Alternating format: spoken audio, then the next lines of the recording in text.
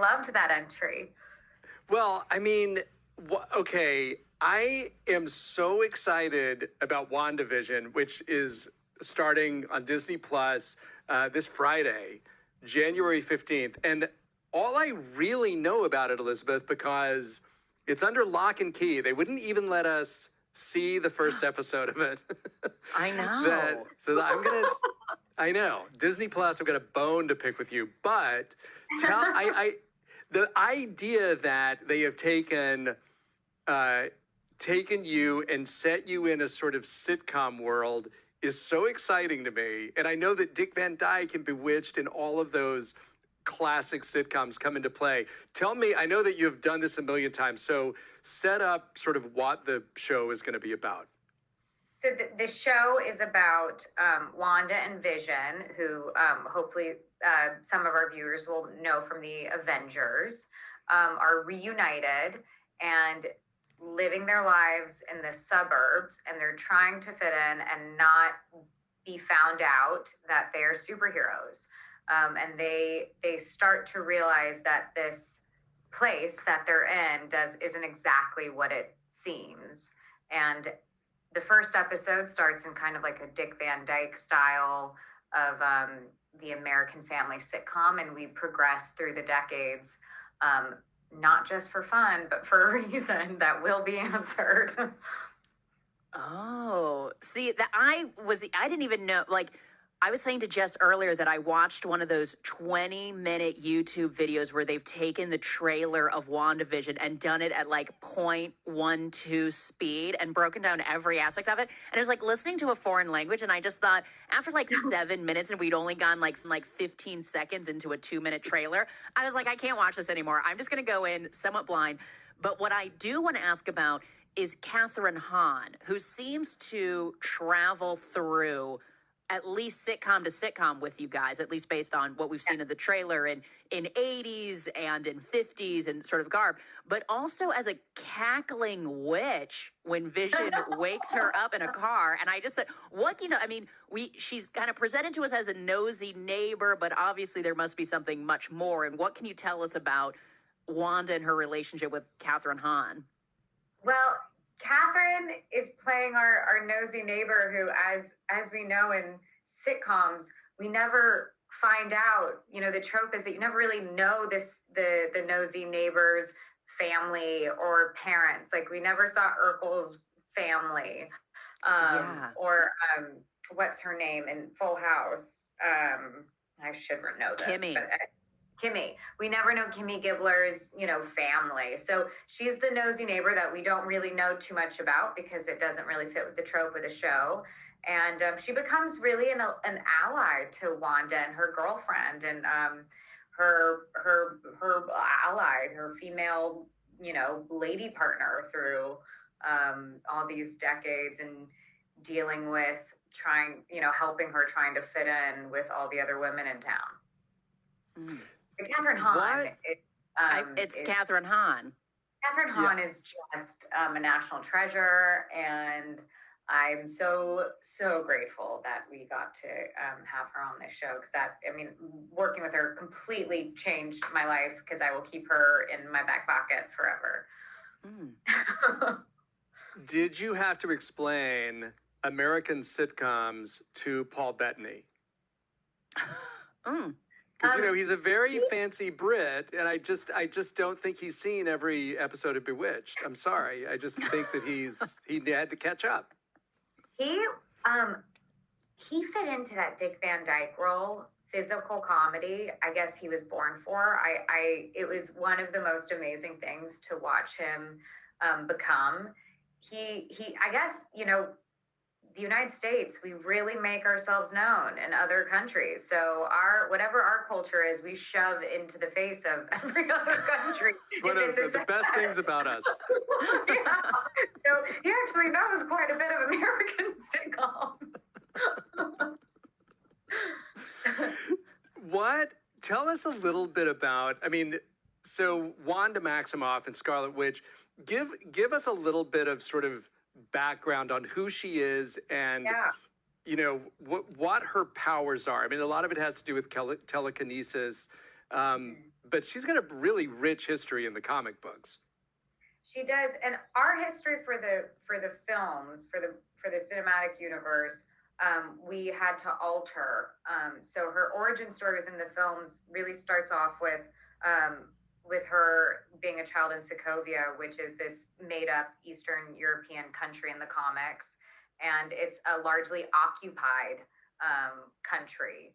And so she grew up with this like real angst and rebellious nature of wanting to fight for her own people and the devastation that they had seen for generations, and for her parents' loss. And she lost her parents in Sokovia from a Stark bomb when she was a kid, and joined Ultron and trying to destroy the Avengers, and that was her entry point into the MCU. And realized that she was fighting for the wrong side and believed that Ultron was actually the villain. She became an Avenger, and her brother died at the end of Ultron, and she's kind of been this orphan of the Avengers, trying to come to terms with her powers, this ability to shoot energy from her hands and transform energy, and this telekinetic ability as well.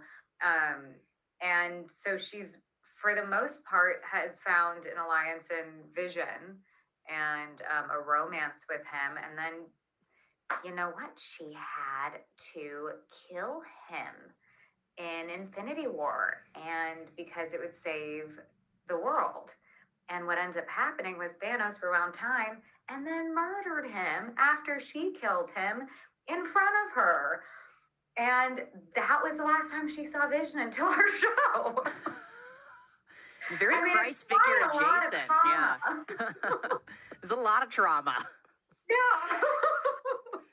As you have built the character, and obviously drawing on the scripts of the movies as well as some of the comic book backstory, is there anything that you have sort of added to Wanda yourself? Anything that you have decided, here's a piece of her background or a piece of her emotional development that I'm going to add to this character that nobody else knows about? I don't know. I mean, that's a great question. I think because of the work being from source material, it's so hard to figure out, like, where the beginnings of an idea starts. And I feel like in this show, because we get to do so many interesting things with her, the thing that's so great about the comics is that she is this representation and metaphor of like mental health generally throughout the Marvel comics, of her dealing with grief and depression and denial and resistance. And so trying to make that not so heavy in this show, and find ways to find other entry points into those emotions, or emotional experiences, is what is fun. And then what is that's also the continual challenge of evolving her for the next project. And so it doesn't become repetitive. I started to get really comfortable in my corner of the Avengers big, massive ensemble movies, and taking up my little piece of, my little space. And this show is kind of became really intimidating, but then made me have this like amazing sense of ownership that I hadn't felt before, really. And so the show has really opened up her as a character quite a bit. I'm curious because I saw an interview with Paul Bettany who said, at the beginning, the director of the series, Matt Shakman, had said, guys, swing for the fences, go heavy, go big if you need to, whatever. And then at one point he was like, all right, Paul, bring it back down to earth. And I'm wondering if you had one of those moments where Matt Shakman was like, scale it back, Elizabeth. Okay, I said swing for the fences, but I didn't mean go insane on set.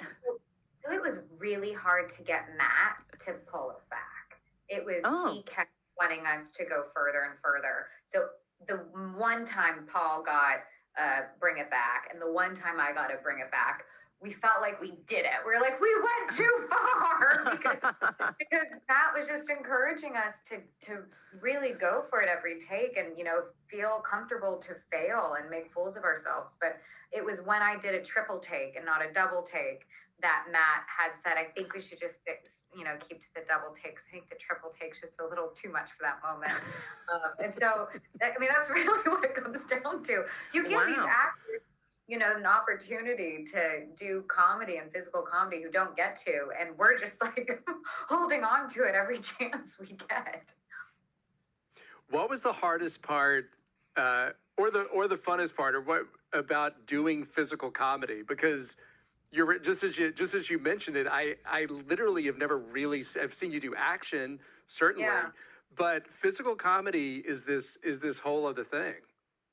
There's like this sharpness and a speed, and your voice also is in a different register, and you're playing with language, and the lyrical way of speaking is just different for sitcoms. So it was a challenge to, instead of being like slow and taking up space, it's just speed and the energy and the sharpness of, choreograph looks to one another, or beats that you have to pick up and within the dialogue of someone else, because largely you don't have a lot of close-ups in these sitcoms. Those kind of started a bit later, or in the Twilight Zone they would do close-ups. And for the most part, you're pretty wide, and so you really have to remind yourselves that you have legs and a full body that can help tell the story, which actors on camera don't really have to worry about all that often. We forget that we have a full body to use, and so that was was an amazing reminder, like theater is. I've always heard so many funny stories from friends who work in the theater. They're doing a play, and then a TV star is cast in the play, and so many funny stories about they're on stage with somebody, and when the person who comes from television or movies isn't talking, they literally will be like looking around, picking their nose. Like the awareness, it's a funny thing that had never occurred to me, that it's a whole thing when your whole body is visible. Every part of you kind of becomes another character in that frame. Yeah, the pep in your step when you walk, and how whatever the period or decade is completely informative of telling that story. And we tried to evolve every single episode to that era as specifically as possible, because we're not trying to create a satire or parody of sitcom. We're trying to access them kind of in an authentic way, and so we're really paying homage to them. You're listening to the Jess Cagle Show with Julia Cunningham. We're here with Elizabeth Olsen, who stars in WandaVision, which everybody's so excited about. I can't wait. It starts finally on Friday, and I guess it's Elizabeth. The first 2 episodes will air on Disney Plus on Friday. Yes, I believe that's, and then it'll be one every week following, I think, is the plan. How much time did you spend when you were little, when your sisters were doing Full House? Did you spend a lot of time on that sitcom set?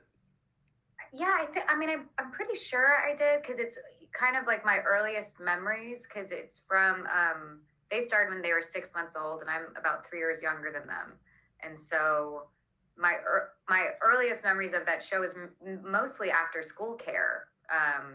There are 4 kids in our family. 2 of them were working, and after school, when I would get picked up, I would just kind of go to set. But I remember the Fridays. I remember when the audience was there. I really don't have too many specific memories, because I was so young. They wrapped the whole show when I was about 6 years old. So it was mostly craft service and waiting in dressing rooms, And is that where did you know, because you started acting early just because you would do things that your sisters were doing, and is that when you sort of fell in love with acting, or did that come later when you started actually studying it? I was a dancer and I loved musical theater. And so it started when I was 7. And there was this musical theater camp in the Valley at a temple called Adad Ariel and in North Hollywood. And a bunch of my friends every summer we would do it. And that was my core group of friends. So musical theater and doing plays became a really identifying quality of my grade that I, went through elementary school with. So I was oddly, my sisters didn't love being on like live theater. They didn't love live audiences. They were pretty shy and it made them nervous. And I was the one that was like, made everyone come to see me perform, a musical that we made within 2 weeks, and they had to see 3 of them every summer. They have to go to every dance performance.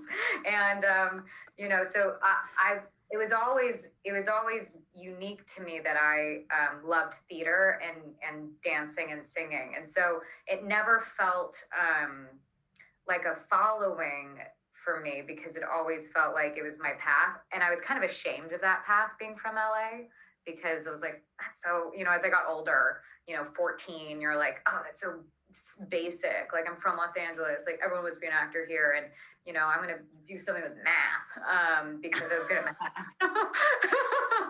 And it wasn't until like high school theater and getting to have an academic experience studying theater that made me like legitimize studying acting. It had to be academic. It couldn't just be performative. It had to have some other like esoteric way in order for me to justify it, or justify paying for school for it. For me, at least, I always like looked up to my older sister, and whatever, she was listening to, I had to listen to. Whatever she was doing, I had to do, etc. But I'm curious at what specific age, and if you ever got swept up into, inappropriately at the time, it was called homeless chic, but basically boho chic, that your sisters really stepped into, that became this like mass phenomenon that people were obsessed with. And I wondered what it was like for you as their sister, if you started wearing rugs as jackets, or like, how did you interpret that time and what did you do? Everything my sisters have ever worn in my entire life, I have wanted to wear. Still, as an adult today, I want their coats, I want their shoes, I want their dresses. And that is something that I never grew out of. And so during that time, I myself was just, going through every secondhand store and wearing all of the things, except mine became more like Annie Hall-y, but it was all just like a lot of clothes that I didn't even wash them after I got them. Oh my God, that was it. Yeah. It's like, and now I'm just like, mortified of like, where were those clothes? Like, most of them are like thrown into trash bags and thrown into bins, and I would just not wash them. But I come home and layer them. I got them for $20, and my mom would be proud of me. Well done, you're so good at that. What a time. Elizabeth Olsen, we love having you here. Really appreciate you being here. And I love being with you guys. So thank you so much for having me on the show again. Appreciate it.